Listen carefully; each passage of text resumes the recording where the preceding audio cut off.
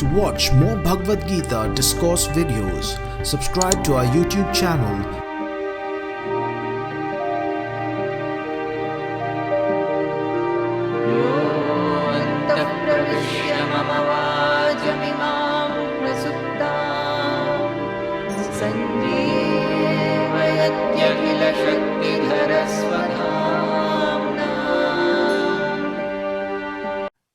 So everything is set and ready for the 3-day convention as we have planned.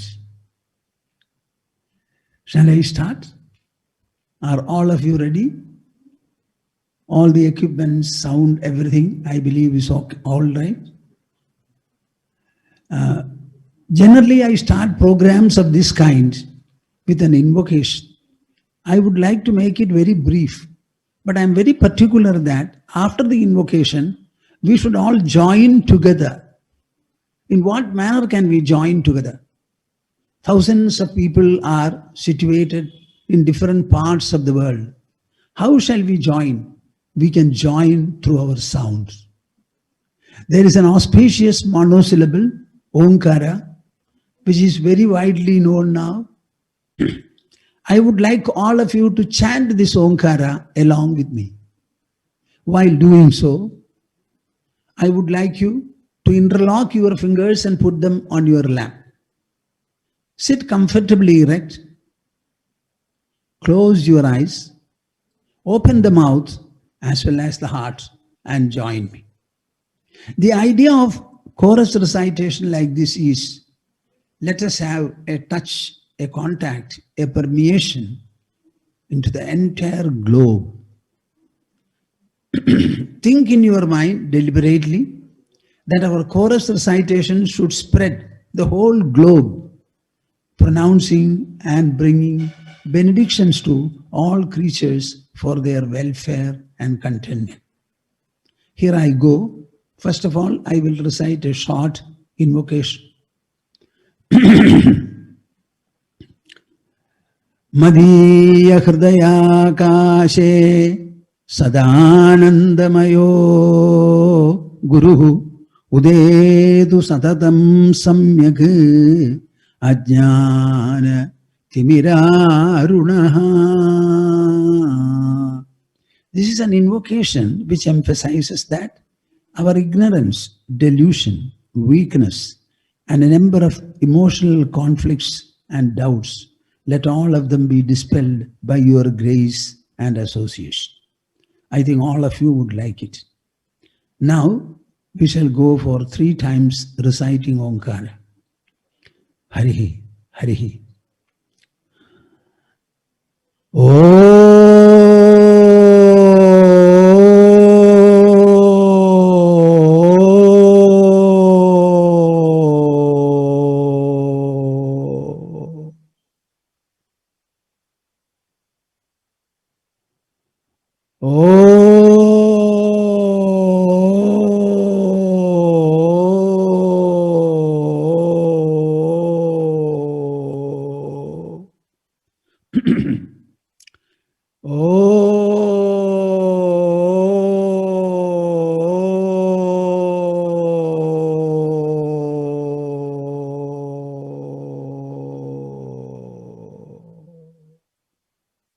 Very good. Very good.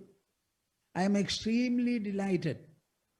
All of you must have participated in this chorus recitation, and by so doing, your forefathers must have been greatly heartened, pleased, and delighted. They would be showering their blessings on you. And the succeeding generations will also look after you, look to you with a lot of respect and adoration. We are becoming too much one with the society and the world around by this austere chorus recitation. See, in the convention, we are discussing the subject broadly of freedom and fearlessness. Freedom and fearlessness. I do agree that what prevents us from becoming free is a number of inhibitions, fears, misgivings, doubts, and delusions. Our striving should be to get rid of all these so that we can become free relaxed. All the unnecessary and undesirable constrictions in our mind and intelligence should drop, and we must have a relaxed and expansive mind, a very clarified and clearly seeing intelligence, and both of them together becoming a very good partnership. We must be able to perform wherever we are with the maximum of efficacy, effectiveness. One more point. All our performance should not be self-centered. It is not that an individual lives and works for his family members alone. Individuals constitute a family. Families constitute a societal segment. So many societal segments put together become a nation, and nations put together become the globe. So the individual is the center from which the universe as a circle has expanded. No individual will be able to detach himself from the whole global society. But unfortunately, we are not aware of it. Selfishness grips us right from the beginning, And every day it is getting reinforced, strengthened, deepened, and enhanced. We should beat a retreat from this. Let us think that a society is made up of individuals.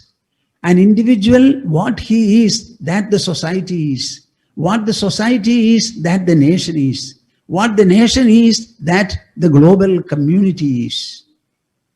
An individual is a concenter. He is the concenter of his family, the societal segment, the nation, as well as the globe and the universe. Now, Bhagavad Gita is the only text perhaps available before us which emphasizes this point in the form of a dialogue that is ever vibrant, by virtue of which we shall be able to treat our mind, enrich it, empower it, enlighten it, enlarge it, expand it, elevate it, make it magnificent on the one hand and majestic on the other. My dear souls, every word that I utter is applicable to human personality, the inner personality. Our personality has two counterparts. One is the physical, the gross one, where we have the head, the feet, the hands, the shoulder, the abdomen, etc., etc. But mind you, this whole physical gross personality is made up of matter and energy. I would like to clearly describe it as a matter-energy aggregate. Now I ask you a question. Does matter or energy have anything like a potential to feel, think, know, memorize, understand, reason, assess, find? All these are functions which we do. When the body is a matter-energy aggregate, we won't be able to perform only with the body. So there is some other personality for us. Our personality is twofold, as I said. The external counterpart consists of the matter-energy body. The internal one consists of the feelingful and emotional mind, the rational and ratiocinating intelligence, then the assertional ego. The entire Bhagavad Gita is trying to unfold before you the inner personality, its potential, its resources. To which extent can we understand them, probe into them, harness them? We speak about external resources held by the Panchabhutas, by earth, water, air, fire, etc. Nobody speaks about the internal resources. But you should understand the external resources are identified by our mind and intelligence. And they are harnessed also by our intelligence, not by our body. This mind and the intelligence hold enormous resources. The entire life is lived in the mind, by the mind, for the mind. Mind is the focus and locus of the whole life and interactions for us. Suppose you see a mountain at a great distance. You see the mountain and you understand how tall it is. Suppose a man is walking towards the mountain. You see it from a distance, maybe 10 miles, 20 miles or so. And as he touches, the feet touches the mountain, you are able to say that he has just gotten there. You have not gone there. The mountain has not come to you. But nevertheless, you are able to experience very currently how he walks when his feet are on the foot of the hill, mountain. And when he starts climbing, you will know that he is climbing. My dear souls, I ask you a simple question. All this is an experience, a vital, wholesome, personal, direct experience. Where is this experience had? Is it had in the eye? Certainly not. Certainly not. No. The experience is had within the body. Can your mind contain a huge mountain? Answer me this question. This convention is held only to enable you to probe into your own inner personality and take up questions like this and answer them so that you will grow enormously within the body. Your mind will not be a puny little body. It will be a majestic resource, a magnificent resource, an untold resource. It is possible. It is possible. Everything is seen and felt in the mind. Mind is the source and seat of all experiences. Let us understand it very clearly. Bhagavad Gita emphasizes this. Maybe tomorrow or even the day after, I am not interested in showing PowerPoints because the attention of the people will always be changing. Should they hear or should they see? So I avoid it. Nevertheless, I will show a PowerPoint. I will have a presentation where I will look at the presentation myself and I will explain what the picture is and how you have to proceed. And that PowerPoint presentation will be on the basis of Gita, and it will be in relation to your own personality, particularly the mind part, the intelligence part, and the still further one. You know what is the last and the ultimate content or level of our personality? The I. Everything is from the I. I am. Therefore, I feel I have a body. And in the body, I have 5 senses. I employ the senses and perceive the world. The world may be numerous, varietal, infinitely so. But when I stand before the world and interact with the world, I employ my 5 senses. So the infinitely various world, I reduce into 5-fold sensations. Tell me, my dear souls, are you, the human, superior to the world, or the world is superior? Here is a Swami to tell you, here is a convention to tell you that we are superior to the world and the world is inferior to us. We pronounce whether the world is there or not. Before saying, I have a world around you, I have a body in me, I have 5 senses, the first awareness that we have is I am. The amness, the I-ness. That is the real center of our personality. That is your identity.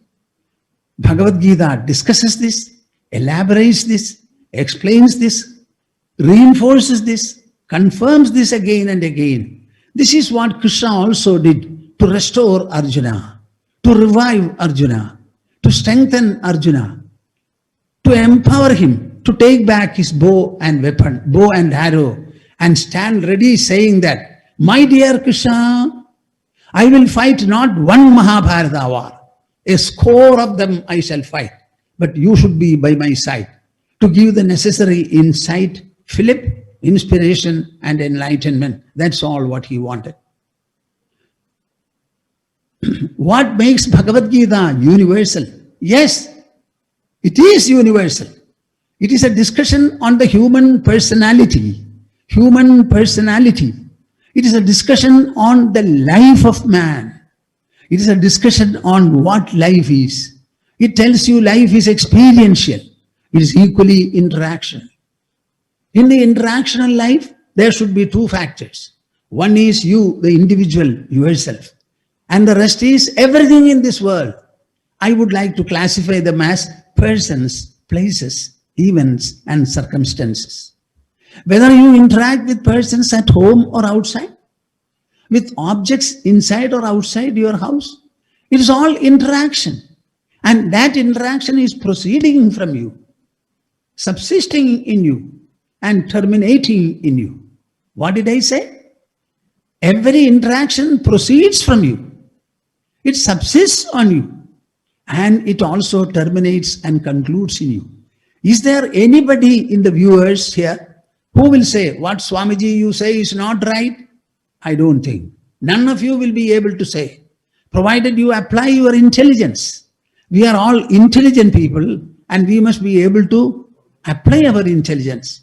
Sometimes I tell my audience, borrow several years. Borrow if necessary an intelligence, 1 or 2 more, and then grasp this Bhagavad Gita. Grasp this exposition. I always say like that, to inspire people and force them, empower them also.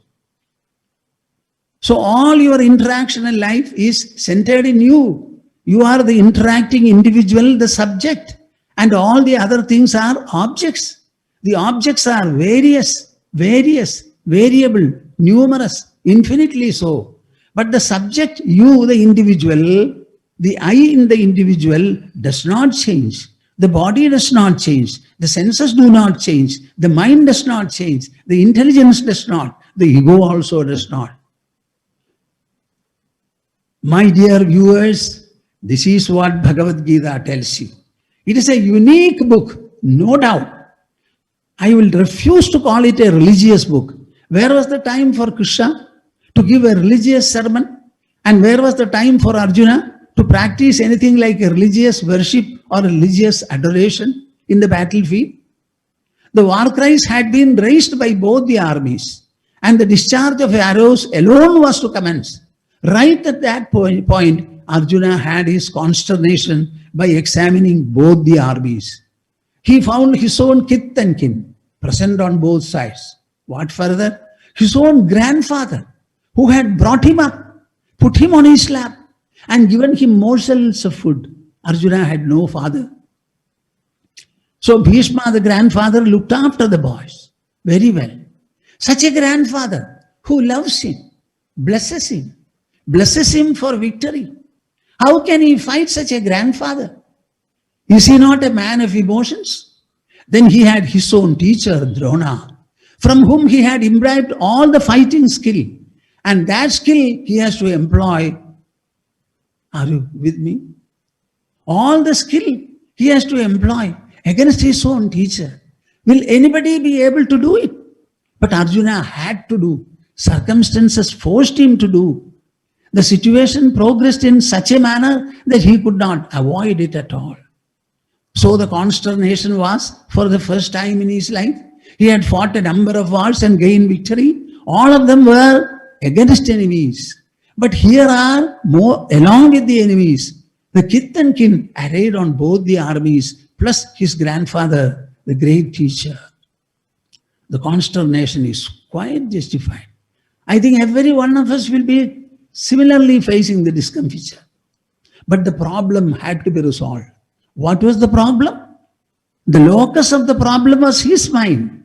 Let it be the huge war, the unprecedented war. Maybe the presence of Bhishma, the grandfather.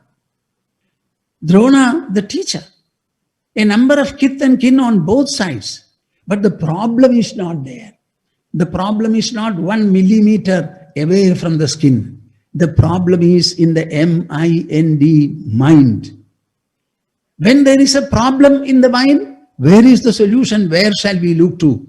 Poor Arjuna himself did not know. I have a problem in my mind. Mind is not the body. It is not a part of the body. It is associated with the body. It is emotional in character. It has got the power of sentience as a content of the mind. Now that mental problem, who will be able to treat?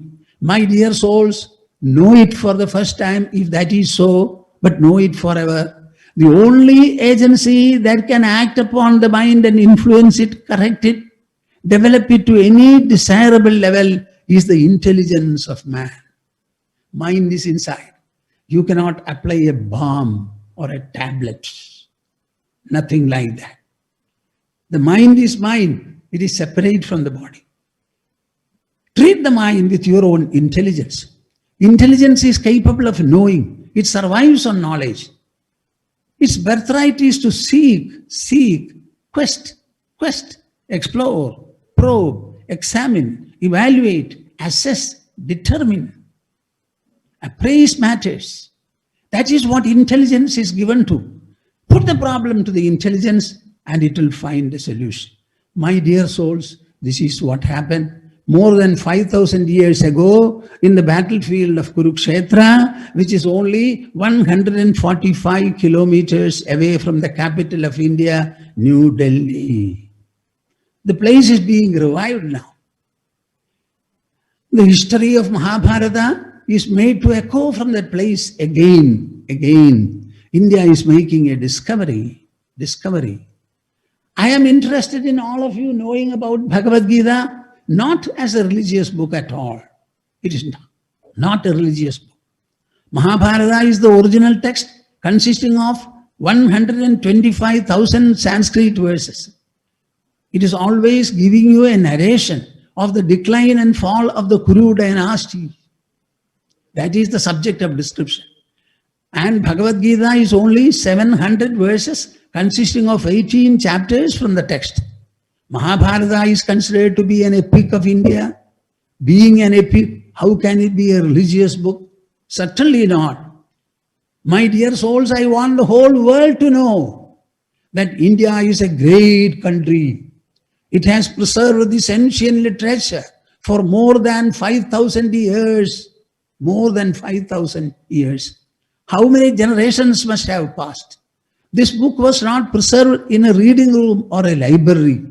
It was not taught by professors in the educational centers. Because of the love for the book, our people, our ancients, they read, they learned, they understood, they thought, they deliberated upon it, discussed. And a few took up the mission of disseminating the book, disseminating the knowledge. It has come now, just like the blood flowing in our people. This is actually a current. This is actually a flow, a psycho-intellectual flow, a spiritual flow in the inner personality of the Indian community, Indian society. You have to adore India for having preserved such a precious literature, the like of which nowhere you can see, either in this world or the other world. I want to announce this Bhagavad Gita as a gift by India, from India to the rest of the world countries. Our Pankaj Bhatia, the president of CIRDNA, mentioned to you about a book which I had written. The purpose of writing the book was for this convention. We would like to hold a convention in India. Because of this pandemic, etc., we were intercepted. Otherwise, maybe in 2020, we would have held the convention. I would like many world country heads to be present in India for that convention. There, I would like to say, India is gifting the great literature to all of you. Make it a friend. Let Bhagavad Gita run parallelly in your life. You must have the courage, the conviction, the insight, the clarity, the composure, the stability, the steadiness, the settled nature, the confidence to undertake any task whatsoever. We are faced by terrorism on the one hand and corona on the other. In Mahabharata war, it was a question of 4.5 million warriors having to be put to death in the course of 18 days. Now also we are threatened by a similar death, but it is a fight by some germs, invisible germs. Suppose it comes, can we flee? Can we close our eyes? Can we become fearful? Can we start pleading, crying and weeping? Corona or no corona, war or no war, we must be able to stand up and assimilate the situation. Our mind has got greater capacity than what air has, water has, earth has, fire has, and space has. All of them are inert. Our mind is not inert. Our intelligence is not inert. Our inner personality is sentient. That sentience makes it supreme in every way of life. I tell the world, my dear world, you put me to any situation, throw any impact into me, I shall assimilate it. When I assimilate your impact, I become enriched. When the food and the nutrition provided to the body are assimilated by the body, it is converted into blood, it directly gets energy and drive. In the same manner, my dear souls, all of you should understand all the impacts that come to us through our senses, the mind is capable of assimilating and getting enriched by. Bhagavad Gita tells you how to assimilate the impacts of the world, how to reinforce your mental plane, how to enlighten your intelligence. When Arjuna was enfeebled like that, and he said, I will not fight, I will retreat, Krishna was no mood, he was a charioteer. He was the only person available. The rest were 4 horses. What can the horses do for Arjuna? Only a charioteer was there. According to our tradition, whenever the master of the chariot gets into a trouble, the charioteer will have to revive him and reinforce him. Krishna started speaking. Arjuna, this is a battlefield. This is a battlefield. You are a heroic fighter. Fighter. The people in front of you are your enemies and you are their enemy.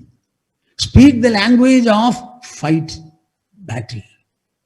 This is no place for sympathy. Every one of them has come to the battlefield with a resolution to kill the enemy or get killed by the enemies. None here wants to return alive except with victory. Understand it. You haven't brought all these 5 million warriors here. Every one of them has come with his own individual resolve, individual resolution, and individual readiness. Understand this. Speak the language of courage. Speak the language of resolve. Speak the language of inner strength. You know these words? They worked magic. The tearful Arjuna stopped his tears and he became an inquirer. Okay, Krishna, I agree. I will not speak a word with sympathy or on sympathy. I will not worry about my kith and kin present on both armies. I will only be concerned with one point. One is my grandfather, another is my teacher. How can I face them? You know the language in which Arjuna puts it? Katham bhishmamaham sanghe dronam cha madhusudana ishubhi pradiyotsyami pujarha varisudana. I wish all of you were with me. I would like to embrace my viewers. Krishna, I understand that I have to fight. I am also in a way prepared to fight. But Katham, how? How? My emotions are not agreeing. I am not able to muster my emotions. Collect them. Make them strong and favorable. One is the grandfather. Another is my teacher. To use the skill that I have got from him against him and kill him, I cannot think of it. But I know that I have to, because they are also present there to fight. They are not going to keep quiet. Bhishma, the grandfather, is the commander-in-chief. Drona is his lieutenant for the time being. He will become the commander-in-chief later. That's a different matter. So they have come here to fight. I also have to fight. I agree. But how? Give me some strength. Give me some insight. Give me some new depth and loftiness. So Arjuna found that his Gandiva is of no avail. The body started trembling. Mind started whirling. Intelligence said, this war should not be fought. You tell me, my dear souls, what is left aside in a human personality?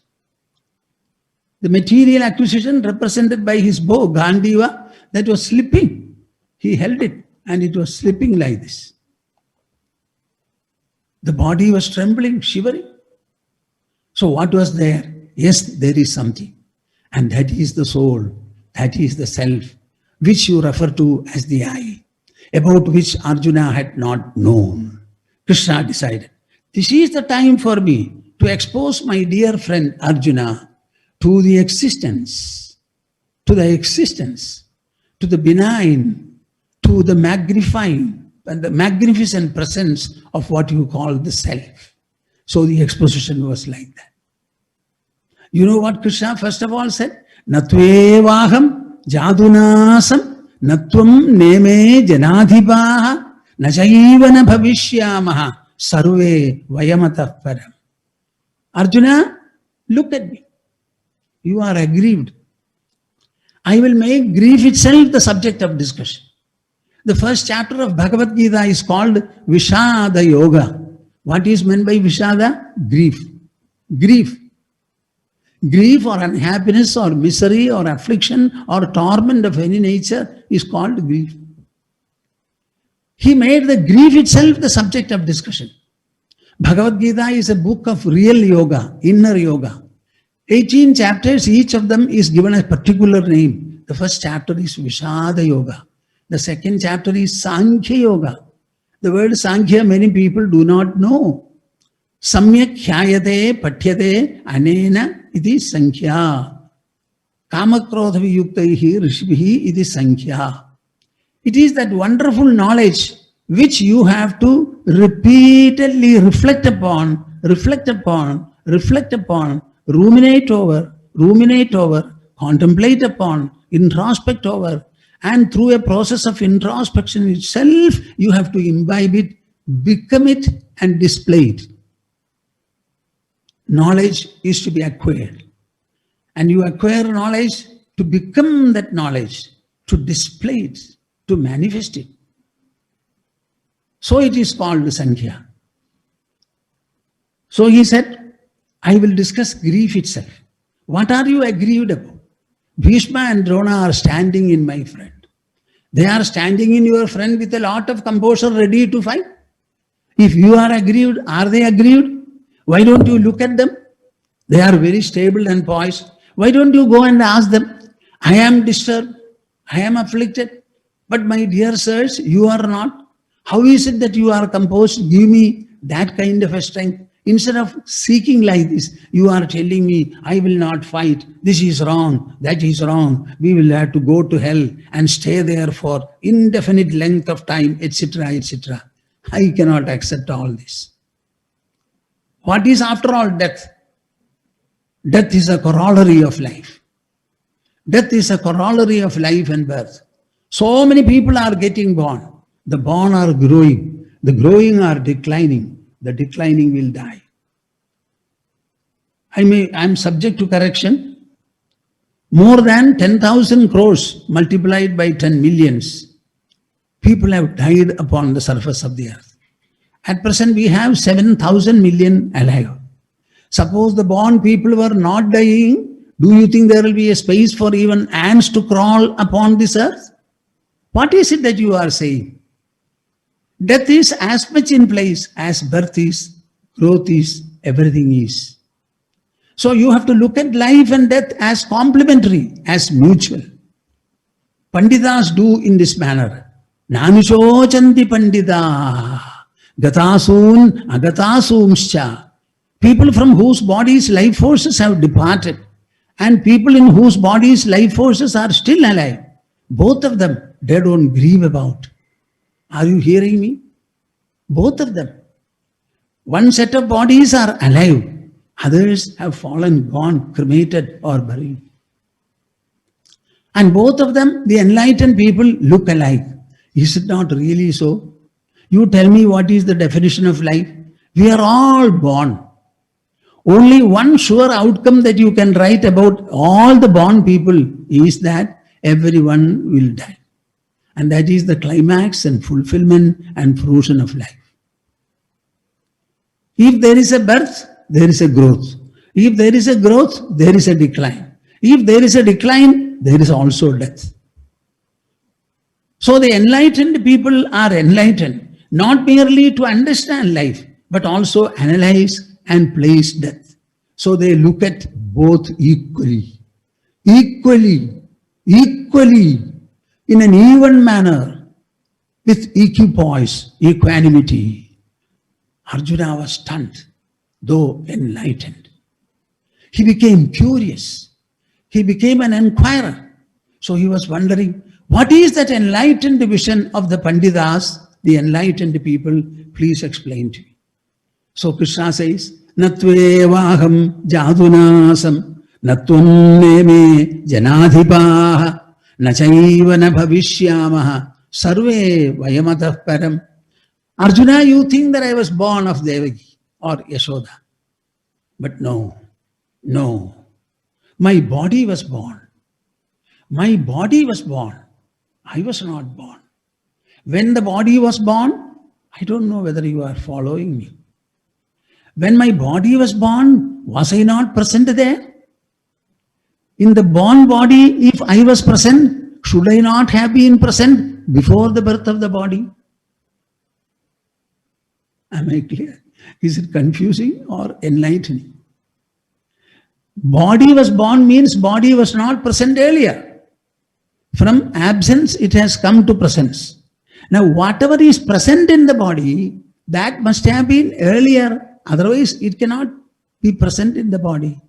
So, my body alone is born and delivered. I was not born. I was not born. Natvevaham jadunasam. There was no time when I was not. There was no time when I was not.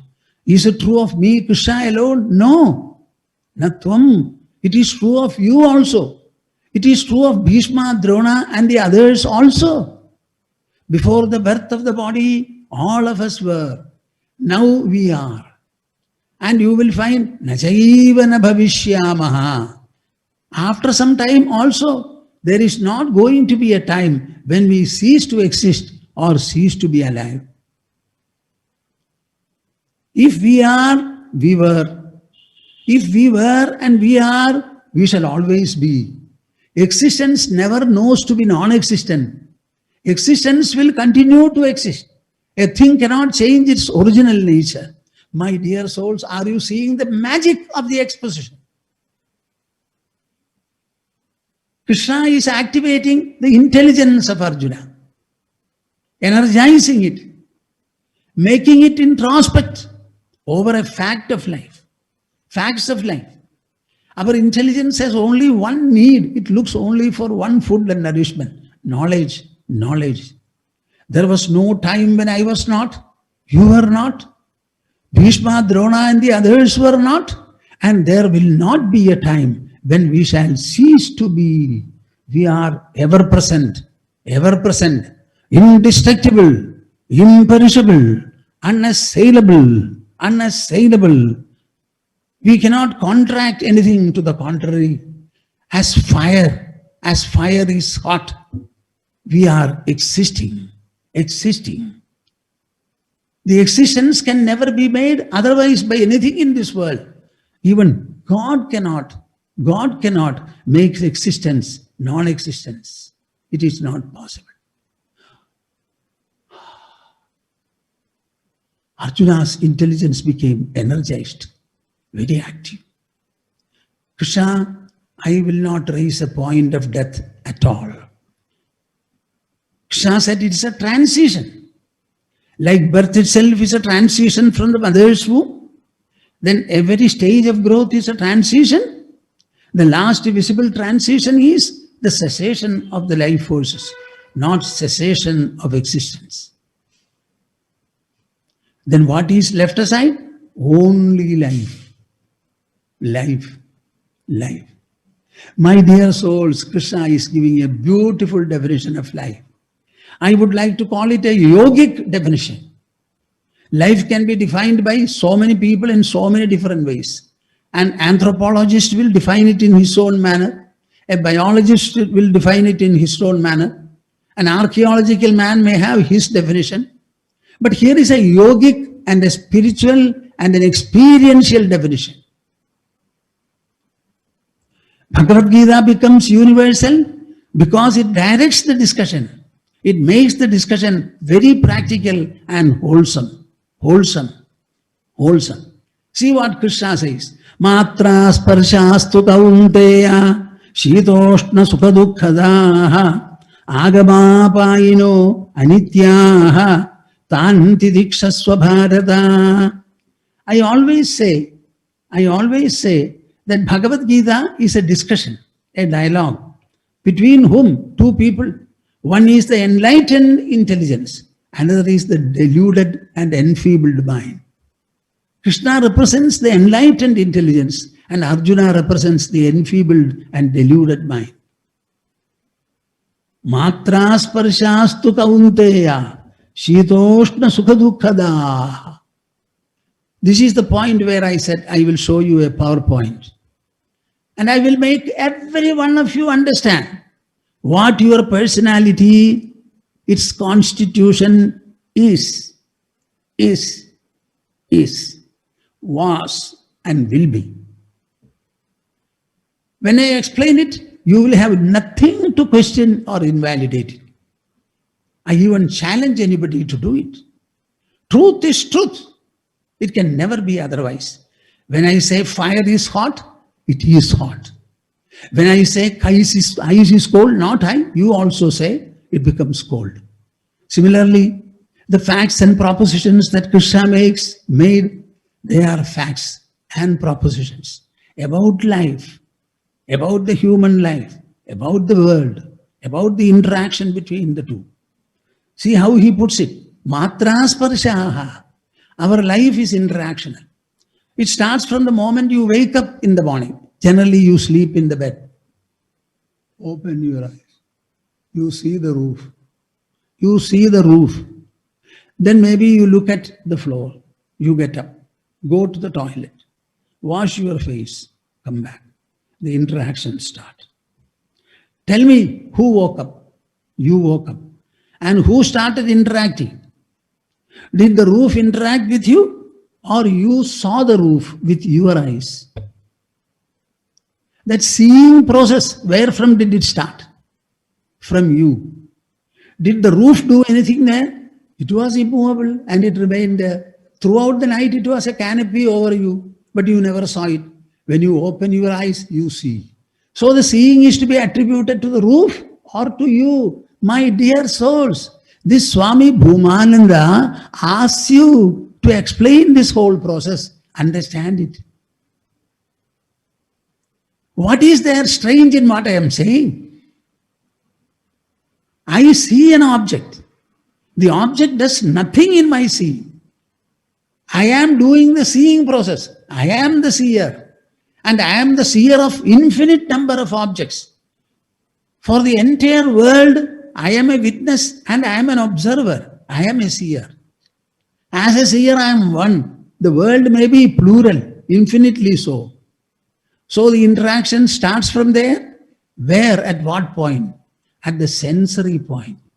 You saw the roof with your eyes. You walked with your skin, that is touch, feet. You opened the tap with your hand. Took the water and put it in the mouth. You understood it by the taste. We have only 5 senses. Therefore, the world is also 5, not many. From today onwards, none of you should say that the world has got a 6th product. We have 5 senses. And the 5 senses alone interact with the world, identify the world, pronounce the sensory verdict. They are consisting of Shabda, Sparsha, Rasa, Rupa, Gandha. They are consisting of sound, touch, taste, color, and smell. Tell me, anytime, anywhere in this world, earlier or will be later, can there be a 6th sensory object in this world? As long as you have 5 senses, the sensory objects also are 5. What is this interaction? The interaction is a state where the sensory organs come into contact with their respective objects. When the eye sees something colorful and shapeful, it sees. When the nose is able to smell, tongue is able to taste, ear is able to hear, and the skin is able to touch. So he says, Matra sparsha. The entire life is defined as a contact between the senses on your body and the objects distributed all around. Whenever there are such contacts, he says, Shitoshna sukha dukkada. These contacts are inevitably, naturally, inescapably producing Shitoshna Sukha Dukkadaha, Sukha and Dukkha. Sukha means happiness, Dukkha means unhappiness, misery. They produce Sukha and Dukkha. And what are they like? Shita and Ushna, cold and heat. Cold and heat are felt by the body. Sukha and Dukkha are experienced by the mind. So when the senses interact with the sensory objects, they become five. When the five trickle into the mind, they become two, TWO. TWO. Now I am going to make a statement. I want all of you to be attentive and grasp it. What is that statement? As long as we have our present body, and the body has only five senses, whatever may be the varietal nature of the world, infinite plurality, infinite variety, can the world become more than five for me? My senses pronounce the world, constrict the world only as five. And when the five trickle to the mind level, they become Sukha and Dukkha. It is not that Sukha and Dukkha together occur. Either it is happiness, pleasantness, comfortableness, endearingness, or it is the opposite. Either it will be Dukkha or it will be Sukha. And these are made not by you, by your option. You have no option either to have it or not to have it. Whenever contact between the senses and the objects takes place, irresistibly Sukha or Dukkha will be born. So is happiness made by you? Is unhappiness caused by you? Or they are in the nature of our interactions, sensory interactions. Whatever is in the nature of the interactions, why should you worry about it? Allow them to be. Your nose is breathing. The nose is meant to breathe. The lungs are bellowing and the nose is breathing. Is there anything to do about it? Not at all. Similarly, in the Sukha Dukkha process, do you have anything to do? No. Keep quiet. Neither can Sukha be increased, nor Dukkha be reduced. One will be alternating with the other. What is their nature? He says, Agama Payinaha. They come and go. Are you with me? They come only to go. They go only to come. Who is here not coming and not going? You yourself. So you be what you are. Allow the Sukha and Dukkha to come and go. Be pleasant. You coexist with me. I coexist with you. There is nothing but a beautiful marriage and an alliance between us. We are harmonious to each other. 50% is Sukha, don't worry. 50% is Dukkha. That is inevitable. If you go into it further, can the Sukha alone be? No.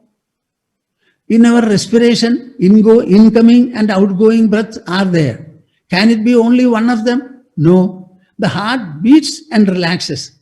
Can you say it should only beat? Similarly, Sukha and Dukkha will alternate.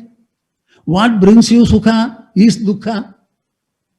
If you are happy now, this happiness was enabled by the preceding unhappiness. So the preceding unhappiness was necessary to bring the present happiness. And this happiness will be followed by unhappiness. So every time you have Sukha, it is in between two Dukkhas. Are you following me? Am I able to explain it clearly? Every happiness is in between two unhappinesses. So tell me, is it desirable? For enjoying half a second of happiness, you must suffer 1 full second of unhappiness. My dear souls, this is knowledge. This is intelligence. This is analysis. Not analysis of an external object, but analysis of your own inner personality and the experiential process that you are undergoing, which constitutes your life. Your problem is what? Fear. Fear about what? The entire life is an interaction between senses and the objects, And in the whole process, we will have Sukha-dukkhas. They are not to be striven for, gained, had, procured. They will happen by themselves, transpire by themselves. So what are you to do? Keep quiet, keep quiet, keep quiet. Simply understand them. They come only to go. They go only to come. So my dear grief, come. My dear happiness, please come, joy. I am happy that both of you are there. If both were not there, you will not be able to know even the I in you. If an experience is uniform, you will never be able to know it at all. Our people, astronauts, went to the moon. When they went away, far away from the orbit of the earth, they didn't know anything. There was nothing to see.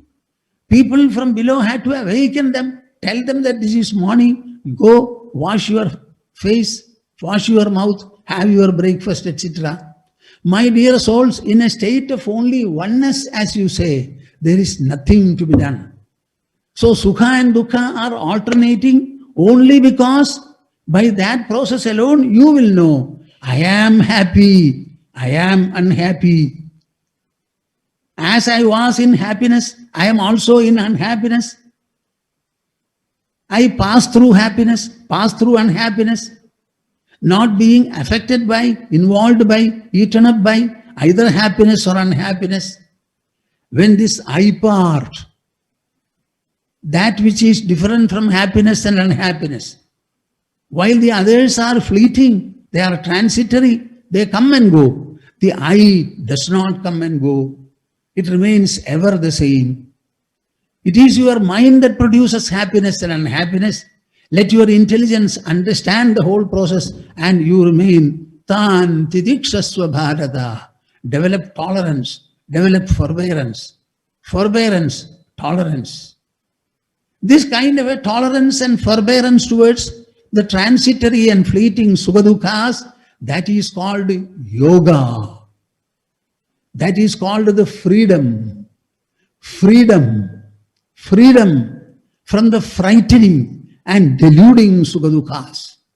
The entire world means Sukha-dukkhas. Sukha-dukkhas. Sukha-dukkhas. Nothing else. It may come from a person, it may come from a child, it may come from an office, it may come some prosperity, whatever it may be. In the mind level, it is only Sukha. And for getting Sukha, you must have had preceding Dukkha also. So is Dukkha more desirable or Sukha? Dukkha brings Sukha. Sukha brings Dukkha. So Sukha is not at all good because it brings Dukkha. Dukkha is good because it brings Sukha. So your attitude changes. Try to have an even attitude.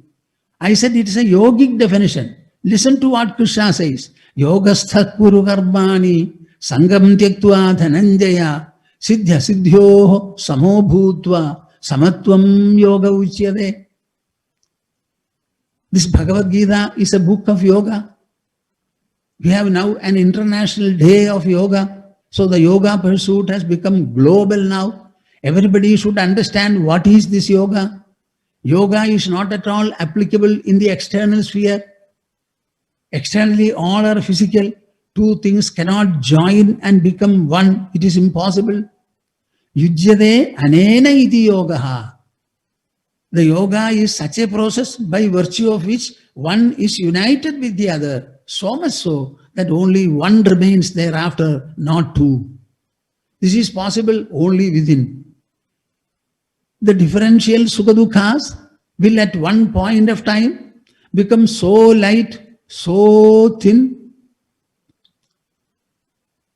so much insignificant that you will find, are you happy? No. Are you unhappy? No. Then what are you? I have transcended happiness and unhappiness. In the whole of my life, I is the first person whom I experience, which is pronounced now. So far it was happiness and unhappiness. Now I am the pronounced. I am, I am, I am. That amness is the prominent factor in my life, not the transitory Sukha-dukkhas. So he says, Yogastha kuru karmani sangam tyaktva dhananjaya Remain seated in yoga on the basis of the explanation and definition I have given about life, and then do everything that you want. Whatever activity is there, interaction is there, duty or non-duty is there, undergo everything, pursue everything with a full heart, with an expanded mind, with a composure, with a flexibility, with a self-seatedness, with a depth, with a loftiness, with a magnificence. Don't be cheap. Don't be cheap. Don't be paltry. Don't be trifling. You carry the majesty of the I. You carry the immeasurable magnificence represented by the I. How many thoughts the I has created. Millions and millions of thoughts are produced within our body by the I. The I was the thinker. What is the capacity and resource of the I then? Understand that the I is majestic. Majestic. It is the supreme. Yogastha kuru karmani sangam tyaktva dhananjaya. If the world objects can give you only sukha dukkha's, and sukha and dukkha are themselves transitory and not worth pursuing them at all, then where is the attachment for you? What shall I get attached to? The sukha producing and the dukkha producing things of the world?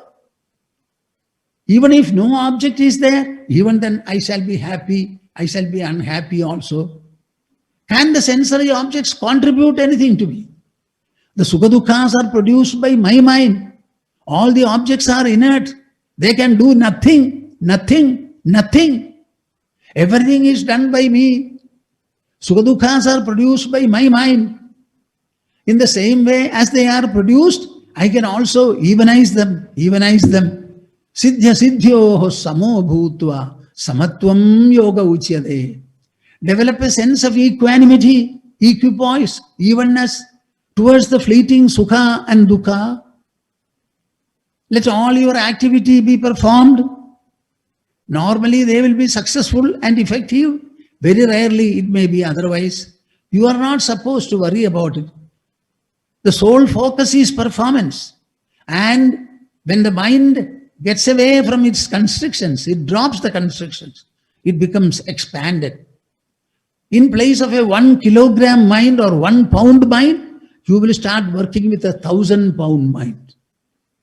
1,000 pound mind. Our body completes its growth at the age of 21. 21. It completes its growth. Thereafter, as an adult, what will grow in you? Mind is to grow. Intelligence is to grow. Mind and intelligence. What is the limit? Sky is the limit. Sky is the limit. Grow to any extent. I can sing a Sanskrit song. Akashavalle vidura goham. Like the space, like the unbounded space. Lepa vidura goham. I am not tainted by anything. I am not restricted by anything. I am expansive, expansive, expansive. Why don't you take up this meditation? What do you think? Our Harvard University says we are all waking up for 17 hours, 1020 minutes, and for 7 hours we are sleeping. Out of the 1020 minutes, at least 20 minutes you should spend on contemplation. Contemplation on what? Not on these paltry, worldly things, perishable items. Contemplate upon your own mind, its majesty and magnificence. Contemplate upon the I in you, the I of the infinite measure, infinite magnitude. Contemplate upon it. That I is closer to you than the body, closer to you than the mind, closer to you than the intelligence. It is so great, so supreme, so transcendental. My dear souls, this is Gita contemplation. Where is fear? Like so many emotions, fear also is an emotion. We have Raga, Dvesha and Bhaya. This is the subject of discussion of Bhagavad Gita. One is desire, another is hatred, the third is fear. So we are suffering from the shackles imposed by the mind and intelligence. Real freedom is freedom from the shackles of the mind and the intelligence. This can be achieved only by a spiritual contemplation like this. Siddhya siddhyo samo bhutva samatvam yoga uchyate. This samatva is called yoga. Yoga is samatva. Yoga is samatva. I was wondering in how many places in Bhagavad Gita the Sukha-Dukha words have come. I think in 11 verses Sukha-Dukhas occur in Bhagavad Gita.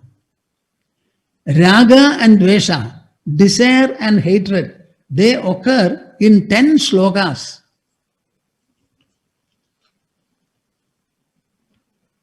In altogether, no, 18 slokas. So can you imagine the importance of the two words, Sukha and Dukha?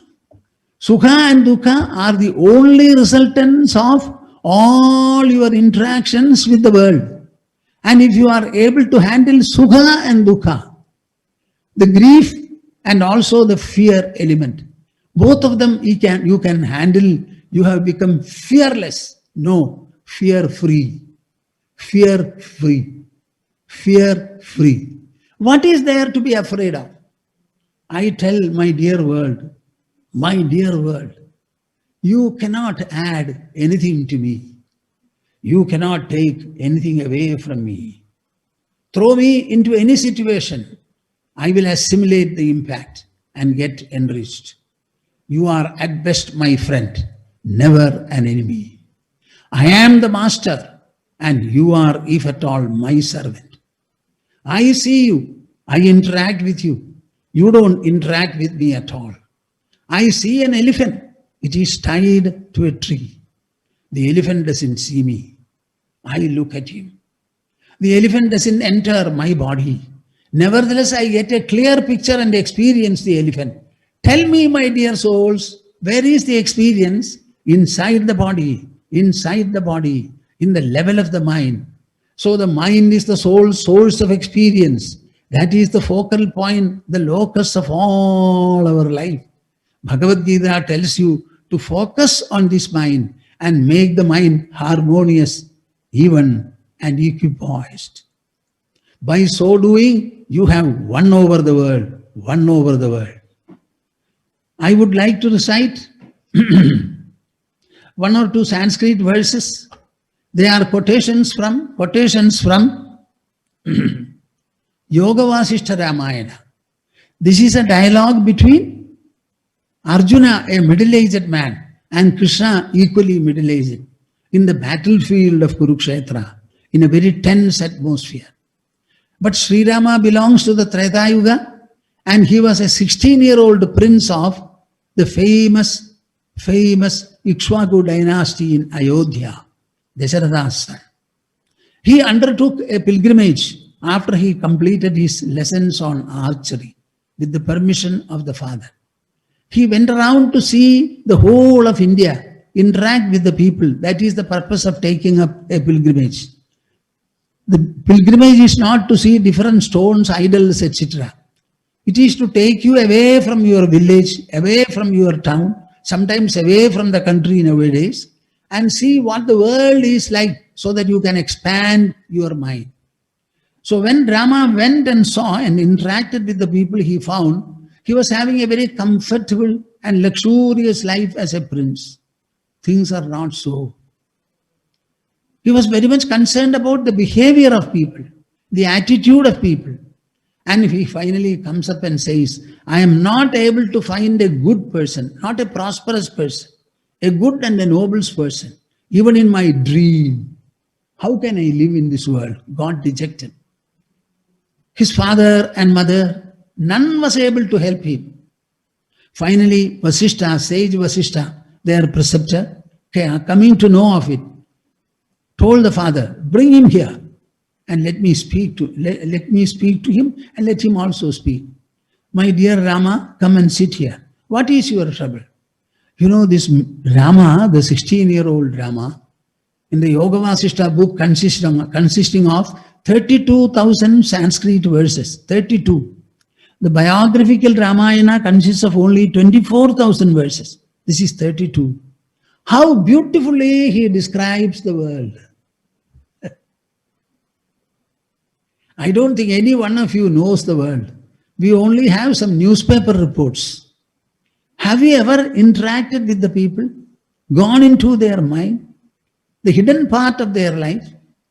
Have you any touch of the underworld that people have? I think we have to interact with the people. I am one who always have to interact with the people. Many people come and tell us about their life stories, experiences and whatnot. Our life is meant for that.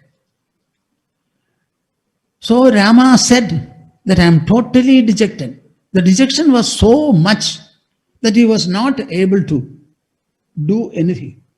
He would not take bath. He will not perform his ablutions, not go and see the father and prostrate before him his mother, not talk to friends, totally melancholy. Rama was called, then said, what is the trouble? This is my trouble. And you know what Rama finally says? I am afraid. I am finding it very reluctant to live in this world. Now the world has been existing for millennia. There must have been earlier a situation, somebody who must have had this kind of a trouble. How was it treated? What was the solution?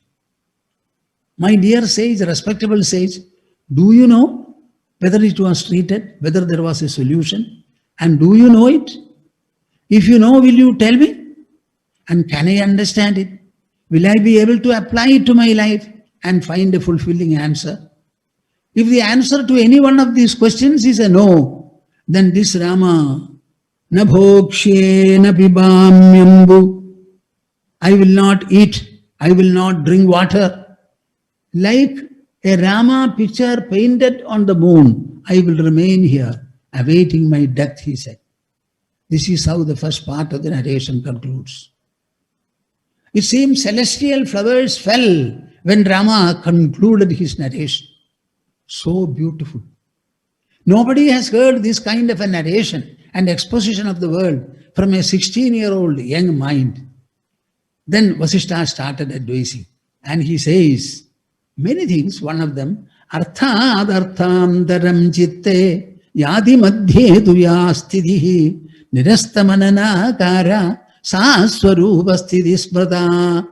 He says, in our mind a number of thoughts are taking place. Mind takes up a thought, leaves it and goes to another thought. Are you seeing me? Thought. When it leaves a thought and goes to another thought, in between, there is a no thought, unthinkingness middle. Unthinkingness middle. Nirastamananakara. That is your real identity, he says. That is the I, from which spring all thoughts.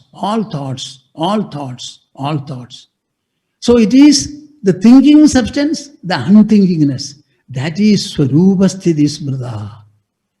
Instead of concentrating and focusing on the Sukha-dukkhas, try to develop an even attitude, as a result of which you will find the grief as well as joy both become weak, thinner, lighter, feebler, as a result of which you will be able to transcend both.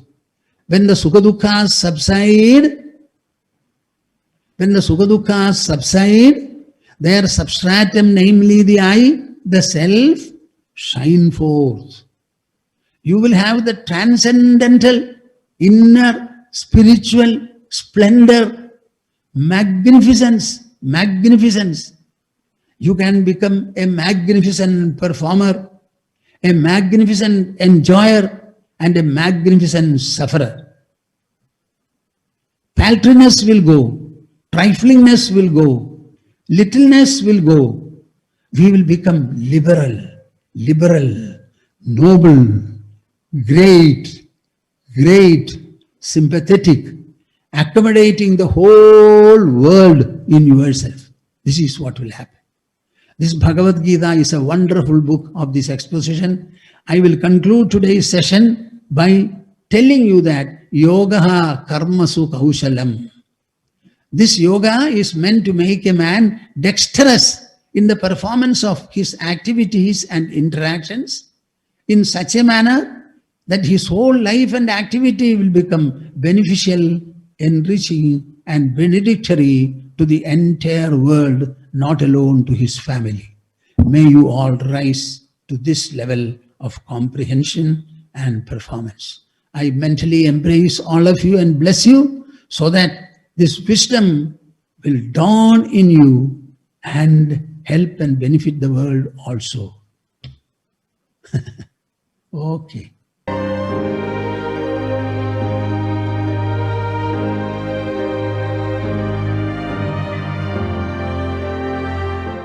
Join our live event on the 10th, 11th and 12th of October 2020. Register at www.globalgeeta.org.